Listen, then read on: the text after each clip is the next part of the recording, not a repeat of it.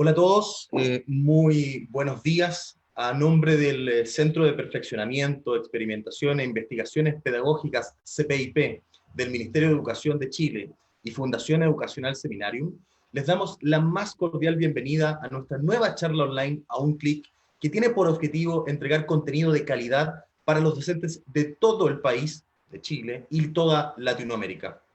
Hoy presentará una exposición cercana a los 40 minutos Santiago Rincón Gallardo, uno de los especialistas más reconocidos en liderazgo para la mejora educacional de todo el mundo y pieza clave en el equipo de Michael Fullan Enterprises, donde se desempeña como director de investigación.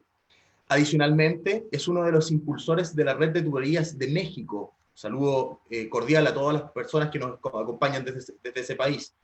Este programa logró un aumento sustantivo en el rendimiento académico de comunidades históricamente marginadas en ese país y actualmente es relator, junto al mismísimo Michael Fullan, de la Asesoría en Liderazgo para el Cambio, organizada por la Fundación Educacional Seminarium, programa que este año va a iniciar su segunda versión en junio y que por supuesto los invitamos a conocer. Desde ya, los invitamos además a ir dejando sus comentarios junto a su nombre, establecimiento educacional y ciudad, para que una vez terminada esta exposición podamos leerla al aire, como también invitarlos a ingresar a www.fundacionseminarium.com, donde podrán ingresar sus datos y descargar la presentación que vamos a ver a continuación. Dicho esto, damos la palabra a Santiago Rincón Gallardo, a quien por lo demás también agradecemos por acompañarnos. Muy bienvenido, Santiago, a este espacio de la charla online a un clic de Fundación Seminario en conjunto con el CPIP del Ministerio de Educación de Chile. Bienvenido. Muchísimas gracias. Qué gusto estar en contacto con todos ustedes en estos tiempos de distanciamiento social, estar en contacto con camaradas, con hermanos, con amigos, con colegas de América Latina. Es un gran placer. Déjenme comenzar nada más por decir que espero que usted, cada uno de ustedes, sus familias, sus allegados, sus amigos, estén en buena salud y en buen ánimo en estos tiempos complicados, en estos tiempos difíciles. Y si alguno de ustedes tiene familiares, amigos que sean trabajadores de primera línea, enfermeros, enfermeras, doctores, doctoras, gente que entrega alimentos. Quiero que les hagan llegar de mi parte mi enorme gratitud y admiración por el trabajo heroico que están desarrollando estos días. Quería empezar así, pues, deseándoles bienestar, deseando que todos estén bien. Y en esta pantalla ahorita van a ver mi cuenta de Twitter, la cuenta de Twitter de Michael Fullan, con quien trabajo desde hace ya varios años. En caso que quisieran participar de esta manera, utilizar esta plataforma de red social para comentar algunas de las ideas que vamos a estar discutiendo aquí, para reaccionar, para hacer preguntas, en fin. Arroba es Rincón Gallardo y arroba Michael Fullan 1. Nos encantará conocer sus participaciones, tanto en el chat aquí en Zoom como en estas dos cuentas de Twitter. Déjenme comenzar la charla de hoy con un diagrama que ha estado circulando en las redes sociales y que a mí me ha parecido sumamente útil para pensar en el rol que podemos jugar en estos tiempos, nosotros como educadores.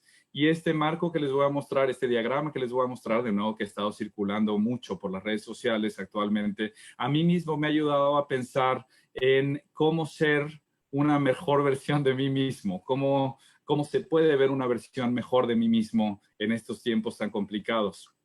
Este es el diagrama. De nuevo, no es una creación propia, es un diagrama que ha estado circulando en las redes sociales. No conozco todavía la fuente, pero estamos tratando de averiguarla.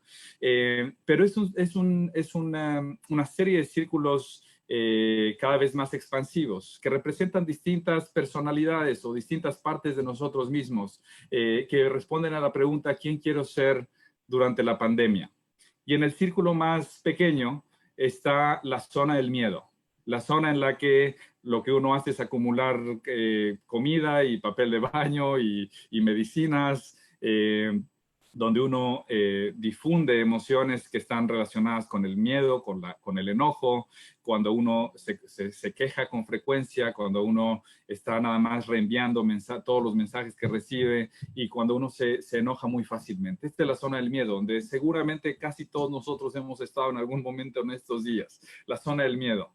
Pero después de la zona del miedo hay otras zonas que creo que nos dan una buena idea de quién queremos ser en estos tiempos. ¿Cuál es la versión de nosotros que queremos sacar a la luz en estos tiempos? La segunda zona es la zona del aprendizaje, cuando empezamos a ceder control sobre las cosas que no podemos controlar. Cuando empezamos a dejar de consumir de manera compulsiva lo que nos lastima, tanto en términos de comida como en términos de noticias tóxicas, información tóxica, en fin. Cuando empezamos a identificar nuestras emociones, cuando nos empezamos a ser más conscientes de nuestras situaciones y cómo actuamos y cómo pensamos, cuando analizamos la información que está frente a nosotros y antes de diseminarla la analizamos y decidimos si es correcto, si la información es correcta y si la queremos compartir o no.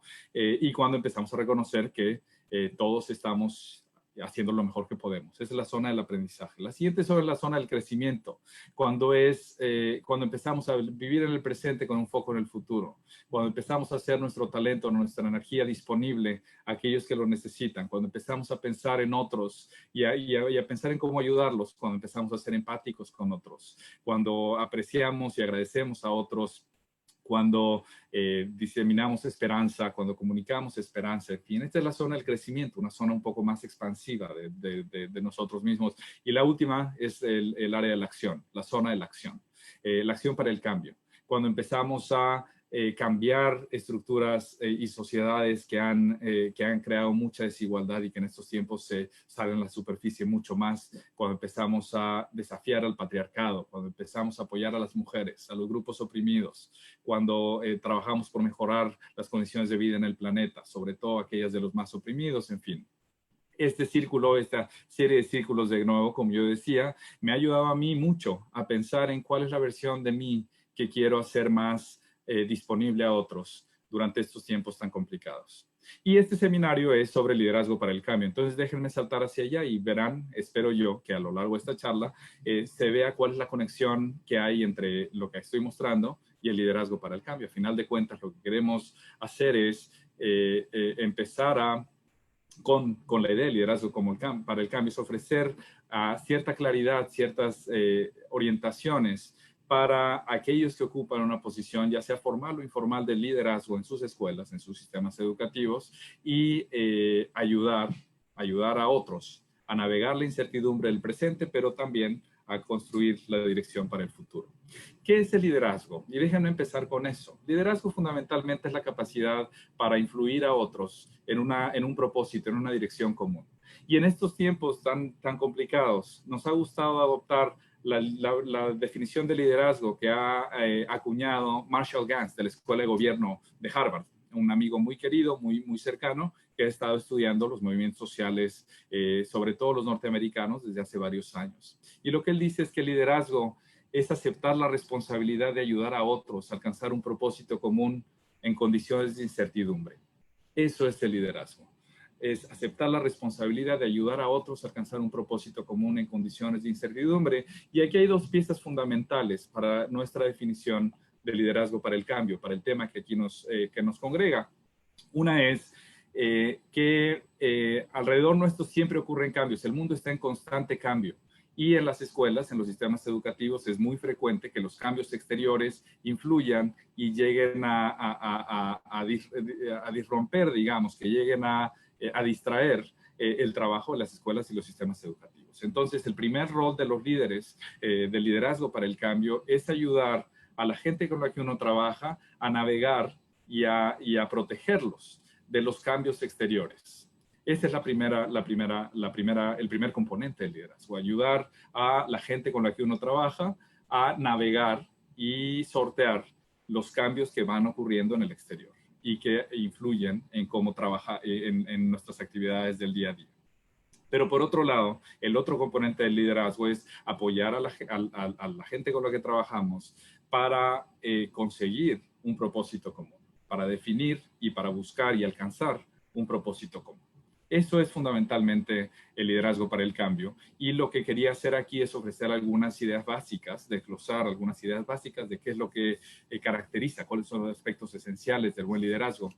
Hay mucho que se conoce ya sobre el liderazgo educativo. Hay mucha investigación que se ha hecho sobre las prácticas de los líderes escolares, de los líderes sistémicos que tienen mayores efectos en el aprendizaje de los estudiantes, que crean energías de cambio y de mejora en las culturas de las escuelas y los sistemas educativos donde los líderes operan. Esta es solo una muestra de algunos de los libros que Michael Fullan ha estado publicando recientemente sobre el tema de liderazgo y cambio educativo. Nada más para darles una imagen de lo mucho que ha crecido el conocimiento sobre lo que significa ser un líder efectivo en educación. Ahora, una cosa es lo que se ha escrito en los libros y otra cosa es lo que vemos en la realidad de las escuelas. Y encontramos que todavía a estas alturas hay una gran distancia, un gran abismo, digamos, entre lo que ya sabemos sobre el buen liderazgo y sobre lo que sucede en el día a día de las escuelas. Y nuestra intención en el trabajo que hacemos de capacitación, de desarrollo profesional, es tratar de conectar este abismo y conectar el conocimiento que se tiene sobre el buen liderazgo con la práctica cotidiana de quienes lideran la educación en los salones de clase, en las escuelas, en los sistemas educativos. Lo que les voy a mostrar ahora es un pequeño esquema que muestra un pequeño diagrama que ilustra cuáles son desde nuestra perspectiva, desde el trabajo que hemos estado haciendo tanto en términos académicos como en términos prácticos para cultivar liderazgo para el cambio.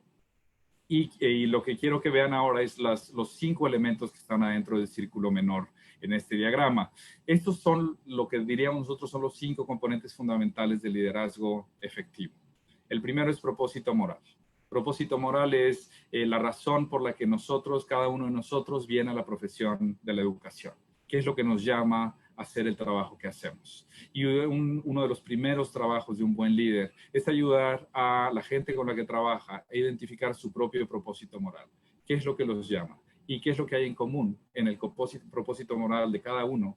¿Qué es lo que hay en común en el grupo? Y cómo podemos utilizarlo para orientar el trabajo que hacemos. Ese es el primer componente. El siguiente componente es entender el cambio. Una cosa que tenemos que recordar constantemente es que el cambio genera ansiedad, genera miedo, genera incertidumbre y en muchos casos resistencia. Y los líderes más efectivos entienden esto, entienden esta idea de que el cambio genera ansiedad y miedo y que hay buenas razones para eso. Y lo que hacen es ayudar a la gente con la que trabajan a navegar el miedo, a navegar la angustia y a encontrar claridad sobre por qué estamos cambiando, por qué es importante, por qué vale la pena hacer las cosas de manera distinta, por qué vamos a tener un mejor escenario si cambiamos que si mantenemos las cosas de manera igual. Esto es entender el cambio, entender cómo la gente vive el cambio y ayudarlos a navegarlo, ayudarlos a navegarlo, no simplemente esperar que la gente va a cambiar automáticamente porque les decimos que lo hagan. El cambio genera siempre resistencia, angustia, miedo, y tenemos que entender esto y ayudar a la gente a navegarlo. El tercer componente, la colaboración eficaz, la capacidad de desarrollar relaciones efectivas de comunicación, de colaboración, de trabajo mutuo, de feedback, etcétera. Crear culturas en las que todos aprendemos de todos y vamos mejorando a lo largo del tiempo. Esta es la idea fundamental, crear culturas de colaboración eficaz. Este es el tercer elemento de liderazgo para el cambio. El cuarto es el aprendizaje profundo, tanto de los adultos como de los niños. La idea de que lo que tenemos que hacer es cultivar destrezas, habilidades, hábitos de aprendizaje profundo en nuestros más jóvenes, pero también aprender nosotros mismos como adultos en la medida en que intentamos hacer las cosas de manera distinta. El aprendizaje profundo, entonces, es el cuarto componente del liderazgo para el cambio. Y el quinto es la creación de coherencia. Coherencia, nosotros la definimos, Michael Fullan en particular la ha definido como la claridad compartida y profunda, la claridad compartida y profunda sobre la naturaleza del trabajo. Es decir, tenemos coherencia en una organización cuando, independientemente de a quién le hacemos, tenemos coherencia en una organización cuando cualquier persona en la organización, independientemente de su posición específica, su rol específico en la organización, cualquier persona te puede decir con claridad cuál es la prioridad de su escuela y de su sistema, cuál es la estrategia para llegar allá y cómo se relaciona su trabajo del día a día con esa estrategia y con esa dirección. Eso es lo que es la coherencia. Cuando uno tiene consistencia entre distintos actores en una organización sobre cuál es la dirección a la que se está dirigiendo la organización, cuál es la estrategia para llegar ahí y cómo se relaciona mi trabajo del día a día con esa estrategia más grande, con esa dirección que estamos buscando en común. Eso es la coherencia, es llegar no nada más a las mentes, sino a los corazones de todos. Cuando la dirección, cuando la estrategia de la organización es parte del día a día de la actividad de la gente que trabaja allí, pero también cuando está en sus mentes, en sus corazones, de manera permanente.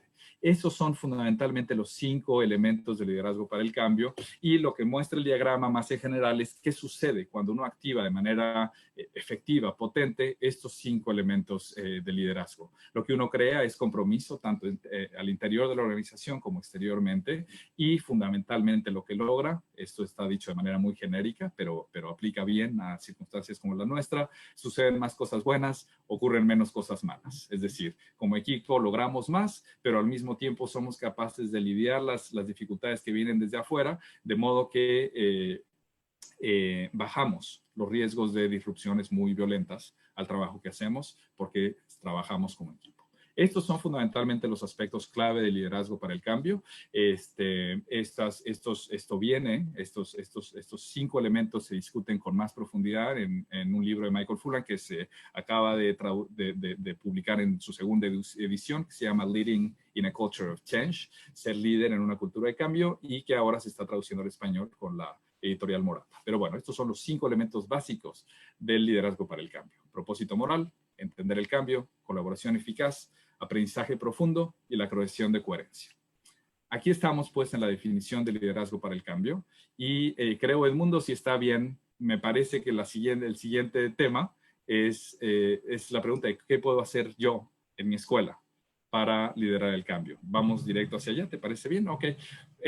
Vamos con lo que sigue. Y yo sé que muchos de ustedes están metidos en la línea primera en educación, haciendo trabajo desde la distancia para liderar a sus equipos, para alcanzar, para ofrecer educación a distancia a los niños que están ahorita sin escuela, sin un edificio al que ir para asistir a la escuela. Y lo que decidí hacer fue organizar, en vez de decir demasiadas cosas, organizar esta sección en cuatro ideas fundamentales. Quiero dejar con ustedes 4 ideas fundamentales para liderar el cambio en tiempos como estos. Voy a ir por cada una de esas y luego voy a presentar las 4 ideas en conjunto para que la tengan a la mano. Y recuerden que las diapositivas van a estar disponibles en la página de la Fundación Seminarium para que las puedan revisar.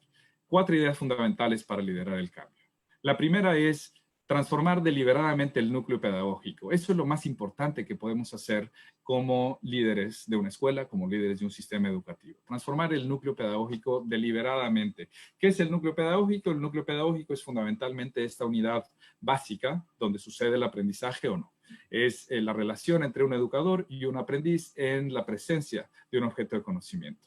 Esta es la unidad básica donde sucede el aprendizaje o no. Y esta es la unidad básica que hay que intervenir, que hay que cambiar. Hay que cambiar la naturaleza del vínculo entre educadores y aprendices en la presencia de un objeto de conocimiento. Históricamente, en la escuela como la conocemos, el vínculo entre educador y aprendiz en la presencia de un objeto de conocimiento ha sido así. Se ve, no sé si me están viendo a mí, pero es como un vínculo vertical basado en autoridad y control, donde hay una división muy clara entre quién sabe y quién no, entre quién enseña y quién aprende, entre el que dice lo que tiene que hacer y el que tiene que obedecer.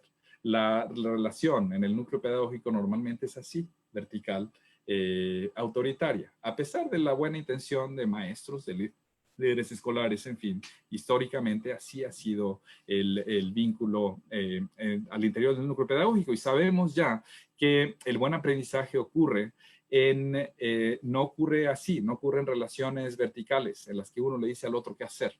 Ocurren relaciones que son más así, no sé si me ven, pero es lo que estoy haciendo es poner una mano al lado de la otra. Ocurren relaciones de diálogo, en relaciones horizontales, en las que los dos se escuchan uno al otro, en las que los dos aprenden uno del otro, en las que las dos personas involucradas o más personas involucradas en el aprendizaje se transforman como resultado de su interacción con otros. Así es como sucede el buen aprendizaje y así es como tenemos que pensar en el núcleo pedagógico, como relaciones de diálogo, de aprendizaje mutuo, de influencia mutua entre educadores y aprendices, donde los educadores a veces son los aprendices, donde los aprendices a veces son los educadores, en fin. Ese es el trabajo más importante que hay que hacer, porque ahí se juega el aprendizaje, a final de cuentas ahí es donde se juega el aprendizaje, pero también, como he dicho en otros foros, ahí en el núcleo pedagógico también se juega la democracia. Si nuestros niños están sujetos constantemente a relaciones que son así, ellos están por debajo de los maestros y los maestros están todo el tiempo diciéndoles qué hacer y ellos tienen que obedecer y seguir las indicaciones y cumplir con las órdenes de los maestros o de los adultos en la escuela y en el sistema escolar. Lo que uno cultiva cuando los niños están constantemente expuestos a vínculos así, a relaciones así, es hábitos, comportamientos, modos de pensar que son más acordes, que son más útiles para los regímenes autoritarios, para las dictaduras, que para las democracias robustas. En las buenas democracias, en las democracias robustas, lo que vemos es que el vínculo entre autoridad y ciudadanía no es así, no es vertical, no es un vínculo de control. Es un vínculo de diálogo y aprendizaje mutuo. Y de nuevo, entonces, si tocamos el núcleo pedagógico de modo que de verdad estemos fomentando aprendizajes más duraderos, potentes, poderosos, en fin, también vamos a estar cultivando democracias, los hábitos, los modos de pensar, las actitudes que son necesarias para las democracias robustas. Y creo que estarán de acuerdo conmigo, estamos en tiempos en los que la democracia no la podemos dar por dada, no la podemos dar por sentada. Las democracias se están desmoronando en muchos países del mundo, en América Latina en particular, en Norteamérica, en Inglaterra, en muchos lugares. Las democracias se están desmoronando. Y como educadores y como líderes para el cambio tenemos un rol que jugar en reconstituir las democracias y crear democracias robustas, sólidas, vibrantes. La buena noticia es que si transformamos deliberadamente el núcleo pedagógico, podemos también, vamos a estar cultivando también democracias. Dos pájaros de un tiro, si centramos nuestro esfuerzo en transformar deliberadamente el núcleo pedagógico. Ahora, yo sé que muchos de ustedes muy probablemente no estén trabajando directamente con estudiantes. Y eso es decir, es de la naturaleza del trabajo de muchos líderes escolares, muchos directores de escuela, en fin. Pero por eso es que en esta primera idea, lo que digo es que hay que transformarlo deliberadamente. Hay que saber que para muchos de nosotros es imposible trabajar directamente con los alumnos. No podemos influir el aprendizaje de los niños directamente, pero sí podemos influirlo deliberadamente. Nuestra influencia quizás sea indirecta, pero tiene que ser deliberada, tiene que ser intencional. Y para eso es que me gusta esta imagen, esta caricatura de Sidney Harris, que muestra a dos matemáticos que están tratando de demostrar un teorema, una propiedad matemática, y tienen en el lado izquierdo del pizarrón todas las fórmulas que indican lo que ya saben, y del otro lado del pizarrón, en el lado derecho, lo que quieren demostrar, lo que quieren lograr. Y en la mitad, entre estos dos, entre lo que saben y lo que quieren, escriben lo siguiente: entonces ocurre un milagro. En gran medida así es como las reformas educativas han intentado cambiar y mejorar el aprendizaje de los niños. Sabemos todo esto, lanzamos todos estos programas, luego ocurre un milagro y el aprendizaje mejora. Y parte de nuestro trabajo como líderes es empezar a abrir la caja negra de en medio. ¿Qué es esto del milagro? En vez de el pensamiento mágico de que hacemos cosas y bombardeamos a las escuelas o a los salones con nuevas cosas con la esperanza de que en algún momento ocurra un milagro y el aprendizaje mejore, tenemos que empezar a desarrollar vínculos más claros entre nuestras acciones y los resultados que queremos obtener. Esto en el lenguaje que utilizamos nosotros para promover el cambio lo llamamos teoría de acción. La idea es generar una teoría de acción que no es más que una serie de afirmaciones que esbozamos junto con nuestra gente, la gente con la que trabajamos, en la que decimos, esto es lo que vamos a hacer, estas son las acciones más importantes que vamos a llevar a cabo, y este es el modo en el que van a causar lo que queremos lograr. mejor aprendizaje de los niños, mejor práctica pedagógica de nuestros maestros. La creación de teorías de acción son un mecanismo, una herramienta que hemos encontrado nosotros, es muy útil para hacer más directo el vínculo entre nuestras acciones y la mejora de los aprendizajes de los niños. Y una buena herramienta para hacer lo que estamos sugiriendo aquí, que es transformar deliberadamente el núcleo pedagógico. Si me escriben, puedo ofrecerles algunos textos, algunas guías más específicas sobre cómo puede uno empezar a darle forma a su propia teoría de acción para definir primero qué queremos lograr y luego cuáles son las acciones que tienen más probabilidad de llevarnos a los resultados que queremos obtener. Esa es la primera idea, transformar deliberadamente el núcleo pedagógico. Vamos con la segunda. Crear una cultura de colaboración eficaz. Esa es la segunda idea que quiero comunicarles como el tipo de trabajo que podrían hacer los líderes, que pueden hacer los líderes para fomentar energía positiva de cambio. Crear una cultura de colaboración eficaz. Déjenme mostrarles rápidamente un cuadro que ha elaborado John Hattie en el que muestra distintos factores que sabemos que afectan el aprendizaje de los estudiantes y los enlista, ¿no?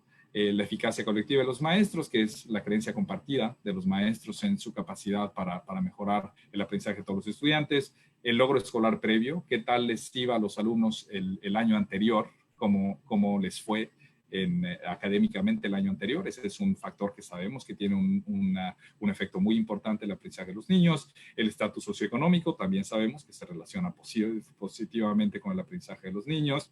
El ambiente en el hogar, el involucramiento de los padres, la motivación del estudiante, la concentración, persistencia, el empeño de los niños y realizar tareas escolares en casa. Todas estas son factores que sabemos que tienen un rol importante en los niveles de logro de los estudiantes a lo largo del mundo. Pero quiero mostrarles rápidamente el tamaño y el efecto de cada uno de estos aspectos. Cuando he hecho el ejercicio con algunos colegas de decirles, a ver, traten de ordenar poner estos por orden para decirme cuál tiene el mayor, de estos 8 aspectos básicos, cuál tiene el mayor efecto en el aprendizaje de los niños, cuál el segundo, cuál el tercero, en fin.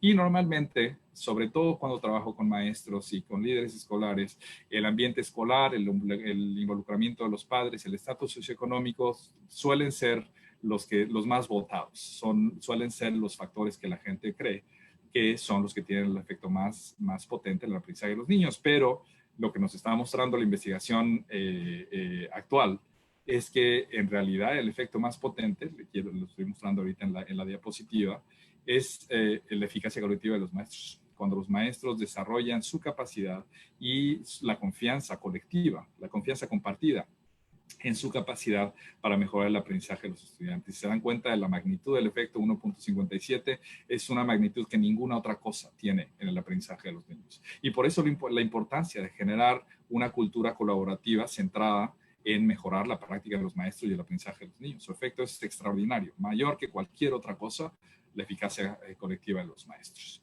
Ahora, colaborar bien es muy difícil y esto es algo que quería señalar también. Colaborar bien es muy difícil, no es nada más cosa de nos juntamos y entonces vamos a saber qué hacer. Sabemos que han surgido las comunidades de aprendizaje en todos lados, las comunidades profesionales de aprendizaje, las redes de escuelas. Hay un chorro de versiones ahora de colaboración entre maestros, pero es más frecuente ver que estas reuniones o estos espacios de colaboración resultan en muy pocos cambios en la práctica. Se convierten en lugares donde uno ventila sus frustraciones o que empieza a hablar mal de los papás o de los alumnos y todo lo que no están haciendo, en fin. Pero en general, los espacios que hemos visto de colaboración entre maestros a lo largo del mundo son poco efectivos, no están mostrando los resultados que podrían lograr. Y esto es porque colaborar bien es muy difícil, esa es la primera cosa que hay que decir. Es muy difícil porque supone estar abierto a aprender de otros, estar abierto a decir, yo no sé, ayúdame, a pedir ayuda. Y esto es algo que a los maestros les puede costar mucho trabajo, con buena razón, porque imaginen qué tan complicado sería para un maestro. Imaginen que ustedes son un maestro y que de repente se dan cuenta que no entienden bien las fracciones o por qué se suman las fracciones de modo en que se suman. ¿Cómo se sentirían tratando de decirle a sus compañeros que no entienden las fracciones? O que no saben, o que no entienden, que tienen dificultad con eso? Es muy difícil, es muy complicado. Entonces, colaborar bien es difícil y requiere mucho empeño, mucho más esfuerzo que el que regularmente se asume. Pero bueno, vale la pena hacerlo.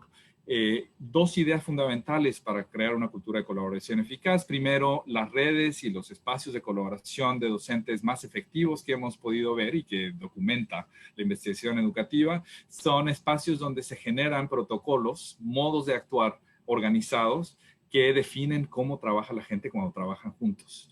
Y casi indistintamente, casi cualquier grupo de maestros o de líderes escolares o de educadores que están trabajando de manera colaborativa y eficaz, hacen alguna versión de esto, que es ciclos de mejoramiento continuo, ciclos de indagación y mejoramiento continuo, donde lo que hacen es revisar evidencia del aprendizaje de los niños, no para evaluar a los niños, no para decir todo lo que los papás no están haciendo. Lo que hacen es mirar evidencia del aprendizaje de los niños, y con esto, con evidencia, no me estoy refiriendo nada más a puntajes en pruebas estandarizadas, puede ser trabajo que están produciendo los niños, el modo en el que hablan al presentar en público, lo que nos platican cuando les preguntamos qué están aprendiendo y por qué.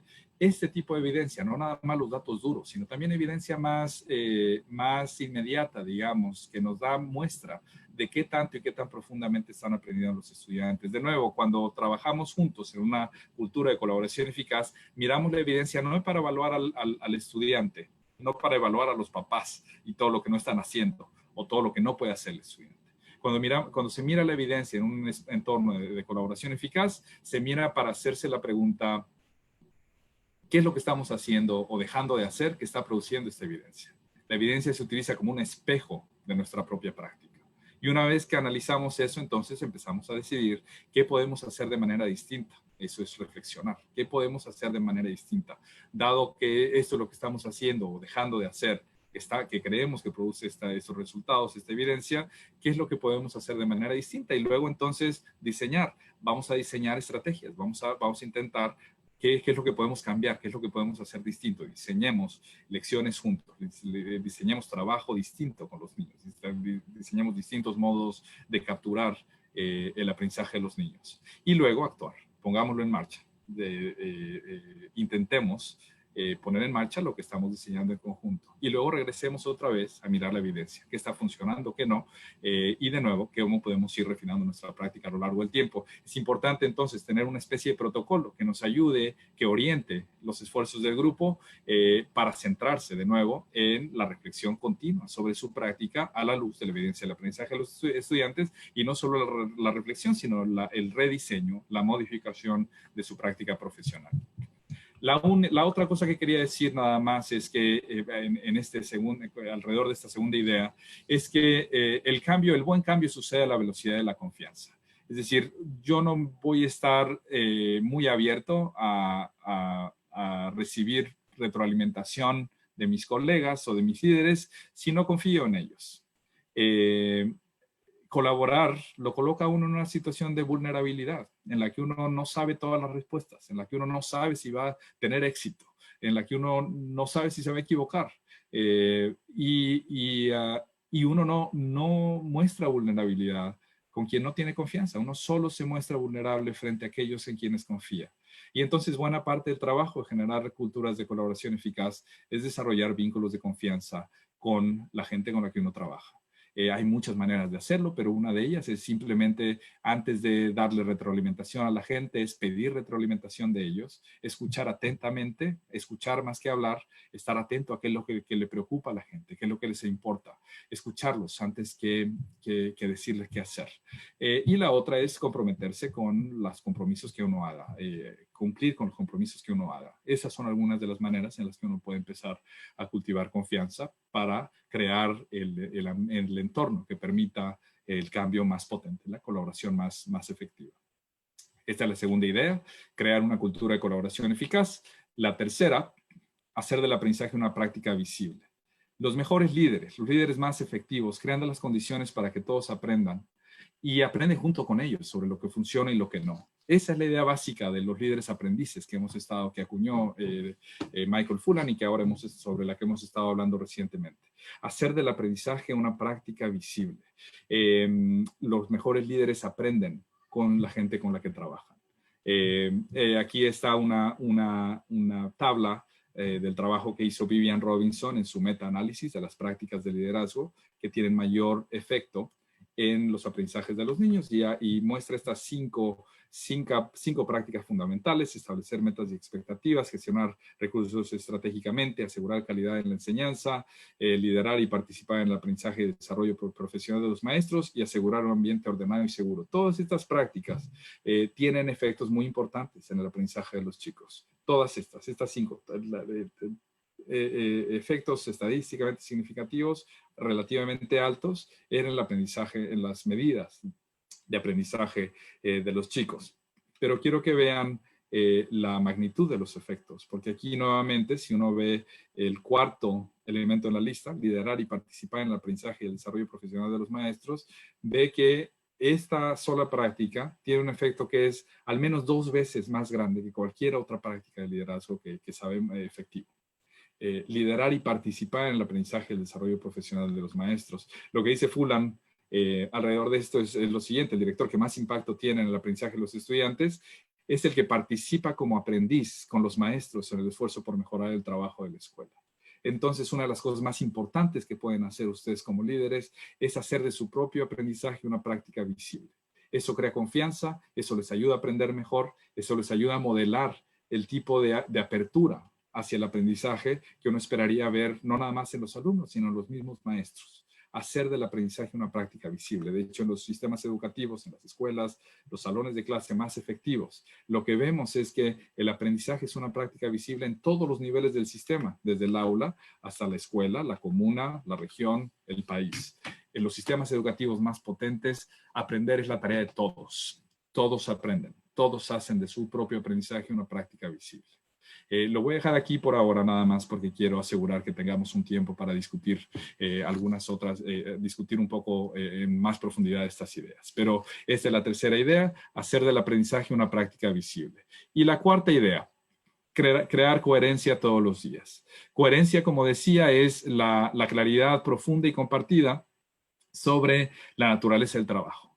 Crear coherencia es crear un estado mental en el que todos los que estamos trabajando juntos tenemos claridad compartida sobre cuál es la prioridad, cuál es nuestra prioridad como organización, cuál es la estrategia para darle, satisfacer esta prioridad y cómo se vincula mi trabajo del día a día con esta estrategia y esta prioridad fundamental que tenemos como organización. Es injertar o asegurar que las ideas y las estrategias fundamentales de nuestro trabajo están en las mentes, en el corazón, en las manos de toda la gente involucrada en nuestro trabajo. Este es el marco de coherencia que ha desarrollado Michael Fulham y nuestra colega, junto con nuestra colega Joanne Quinn, que habla de los 4 componentes que decimos nosotros son los componentes de la creación de coherencia. La creación de una dirección de enfoque, un punto, digamos, claridad en la dirección hacia dónde nos dirigimos, la creación de culturas de colaboración, la profundización del aprendizaje y la creación de la responsabilidad compartida, crear un sentido de responsabilidad con los resultados. Esta es la cuarta idea: crear coherencia todos los días. Y entonces esto es, en resumen, las 4 ideas fundamentales para liderar el cambio. La primera es transformar deliberadamente el núcleo pedagógico. La segunda, crear una cultura de colaboración eficaz. 3, hacer del aprendizaje una práctica visible. 4, crear coherencia todos los días. Lo voy a dejar aquí para dar oportunidad a escuchar un poco de las preguntas que tengan ustedes y luego quiero ofrecer algunas reflexiones, si nos alcanza el tiempo, sobre lo que significa el liderazgo para el cambio en tiempos como estos.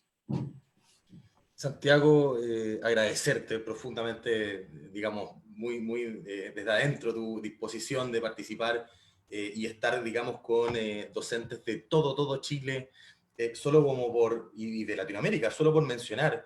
Hay gente de Los Vilos, de Antofagasta, Coronel, Cauquenes, Valparaíso, La Serena, San Fernando, Valdivia, Parral, Arica, Barcelona, Lima, México, de docentes de a pie. Muchísima gente que está compartiendo con nosotros en este minuto.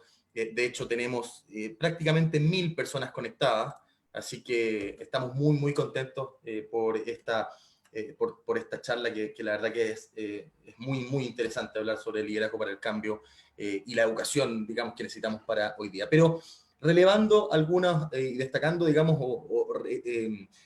teniendo algunas preguntas y algunos comentarios de parte de la gente, quiero entrar de lleno, digamos, a la pregunta de Sandra Sevilla. Ella pregunta si es importante que un líder tenga mucha experiencia en el aula para poder motivar y crear confianza en sus colegas.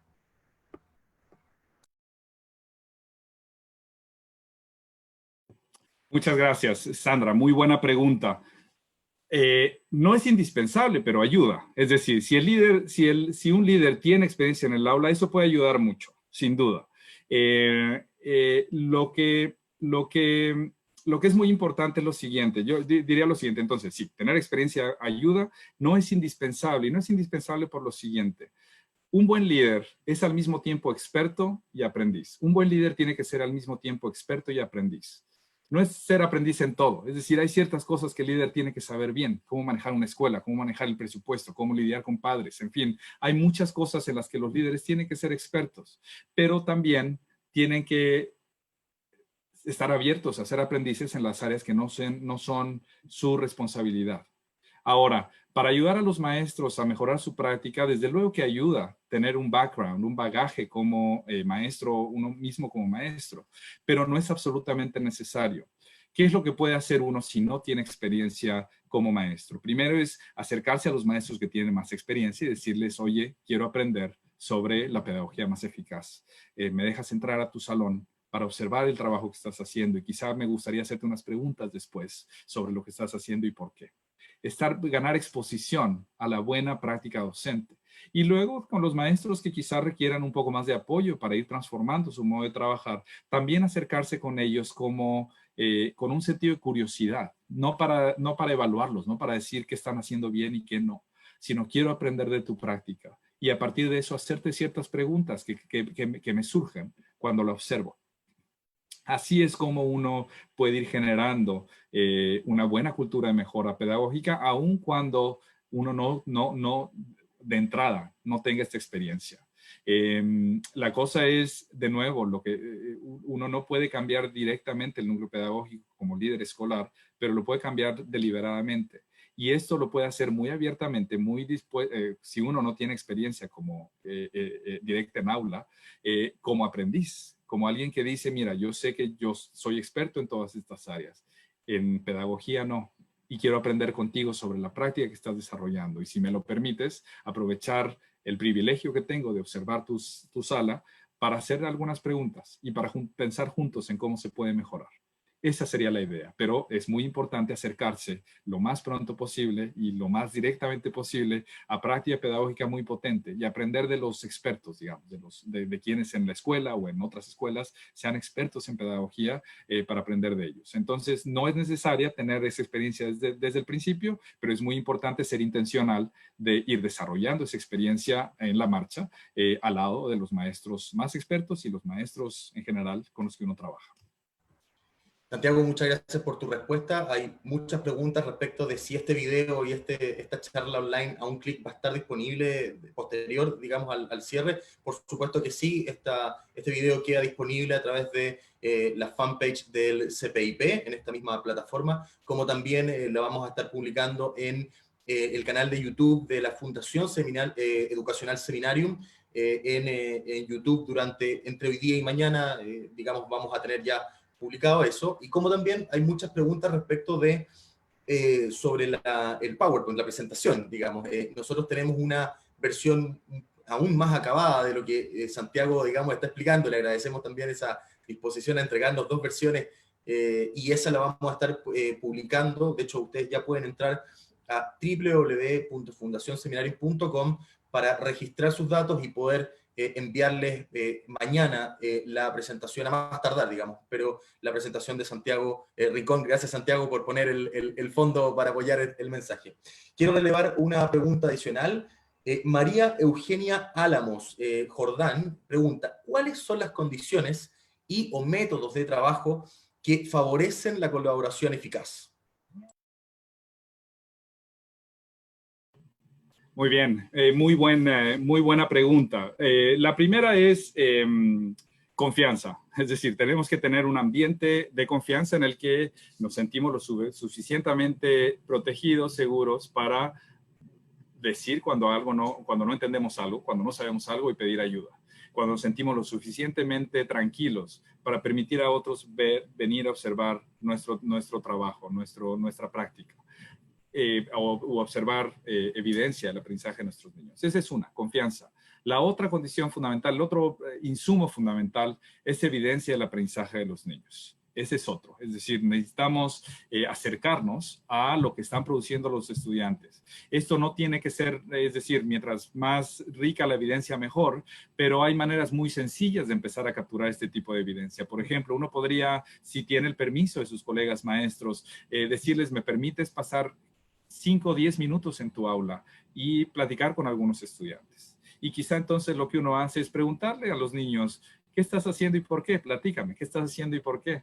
Y ahí vamos a empezar a ganar evidencia de qué tanto y qué tan profundo es lo que están haciendo los niños. Muy frecuentemente lo que los niños te van a decir cuando te sientes con ellos a preguntarles qué están haciendo y por qué, posiblemente te puedan decir qué están haciendo, describirte el trabajo que están haciendo, pero si les preguntas por qué lo estás haciendo, la respuesta más común es, pues porque me dijo el maestro, ¿verdad?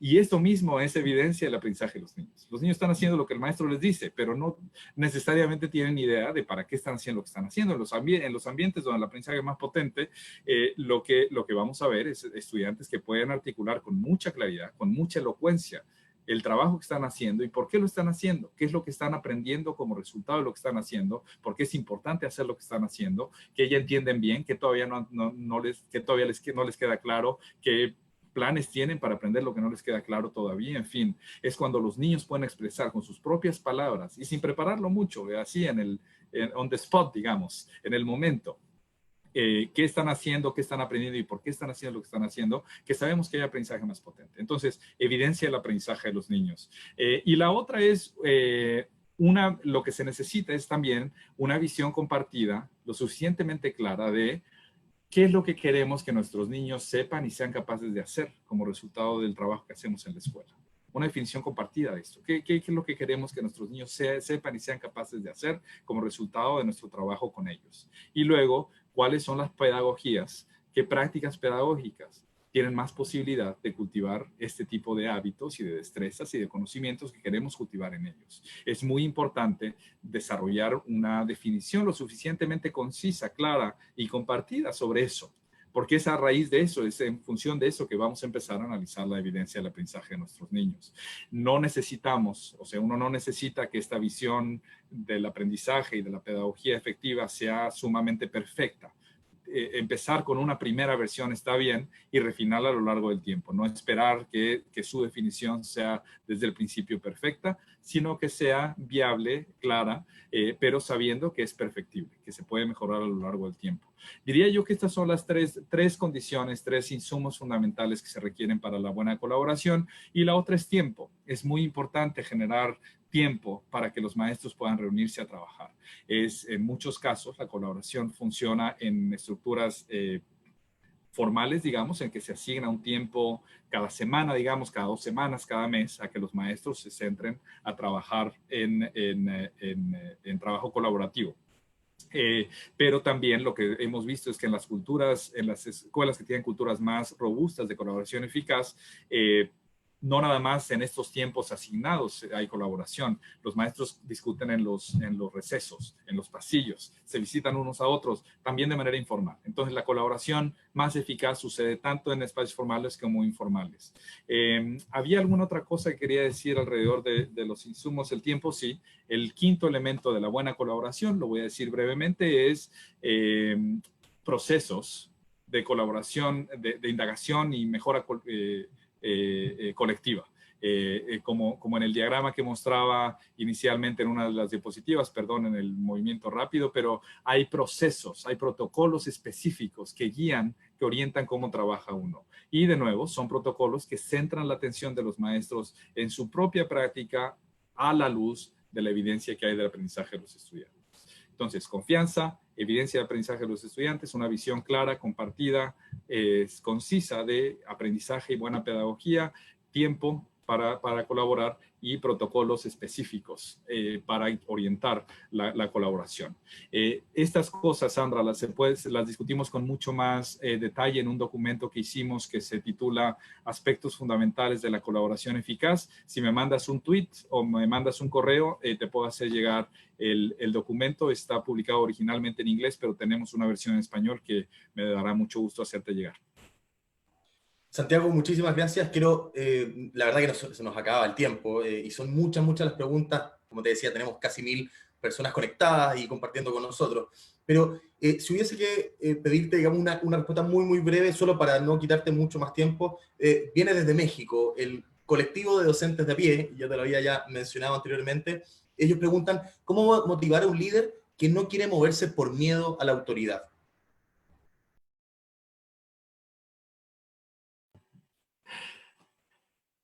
El miedo es, lo primero es saber que el miedo no es algo de lo que sentirse apenado o de lo que avergonzarse. Todos sentimos miedo en algún momento y el cambio da miedo, por supuesto. Decía Maquiavelo, y este es un tuit que acaba de mandar Michael Fullan esta mañana, Maquiavelo decía que es más fácil movilizarse a los que se oponen al cambio que a los que lo quieren promover.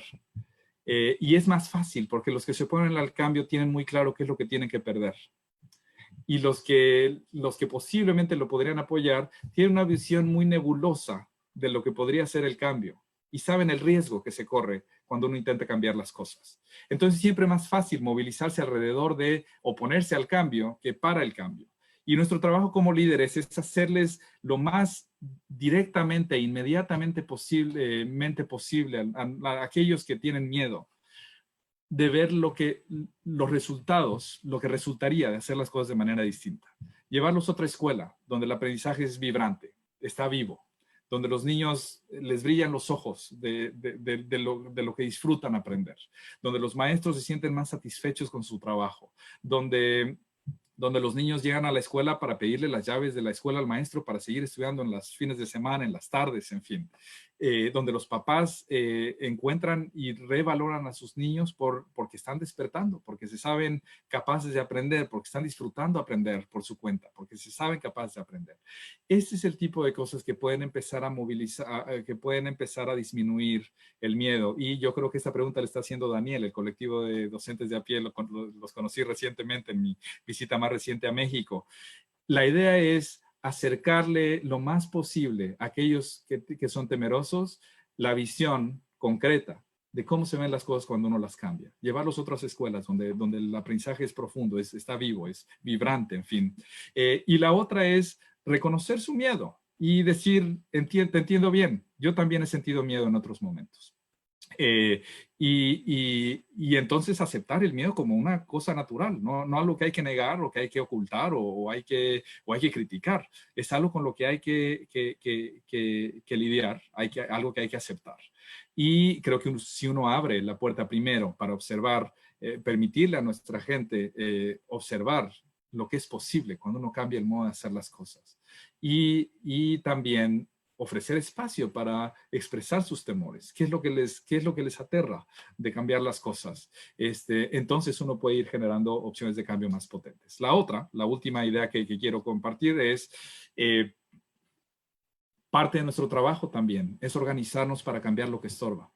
Y para eso lo que tenemos que hacer es empezar a hacer las cosas de manera distinta, mostrar resultados. Quizá al principio lo tengamos que hacer a escondidas, pero una vez que empezamos a ver los resultados, empezar a traer las autoridades para que vean lo que está pasando, para que vean que los niños están aprendiendo mejor, que los maestros están más comprometidos, más satisfechos con su práctica, se sienten más capaces, que están teniendo mejores resultados. Y ahí es cuando uno puede empezar a negociar con las autoridades otro tipo de condiciones en la que dice, mira, ¿a poco no es esto lo que queremos lograr con nuestros niños? Y cuando ellos digan que sí, entonces decirles, pues mira, en realidad eso lo estamos haciendo a pesar de ustedes, no gracias a ustedes. Y esto es lo que nos ayudaría mucho. ¿Qué podemos hacer? ¿Qué podemos cambiar para que podamos consolidar de una manera más profunda el buen trabajo que estamos haciendo? Espero que esto sea útil.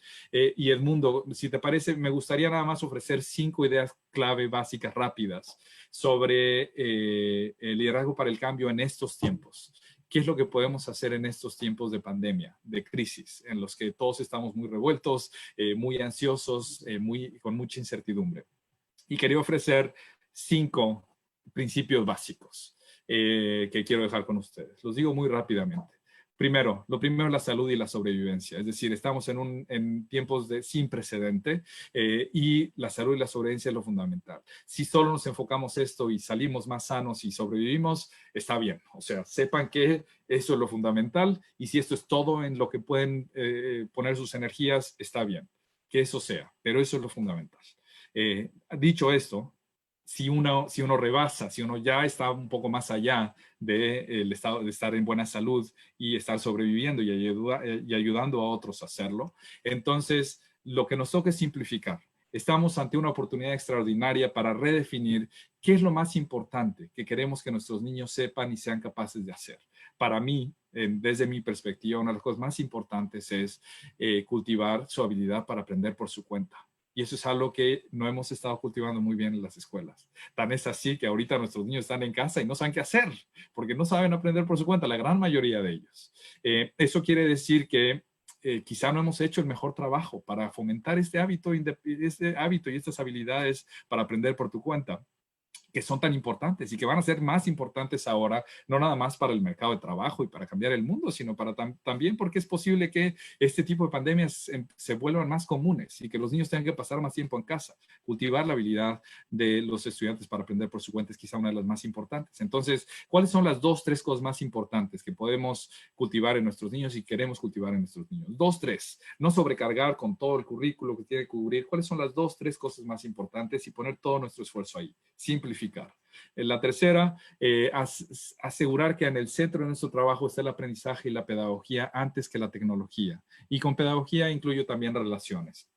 Hay un bombardeo ahorita de apps y programas y tecnologías, en fin, que están llegando a miles de maestros y que no tienen idea qué hacer con ellas. Lo más importante no es la tecnología, sino el aprendizaje y los vínculos que podamos establecer con los niños. Eso es lo prioritario. La tecnología la tenemos que usar en servicio de estas 2 cosas, del aprendizaje y la pedagogía, no al revés. No subsumamos el aprendizaje y las relaciones a la tecnología, sino al revés. Pongamos a la tecnología al servicio de la pedagogía y del aprendizaje.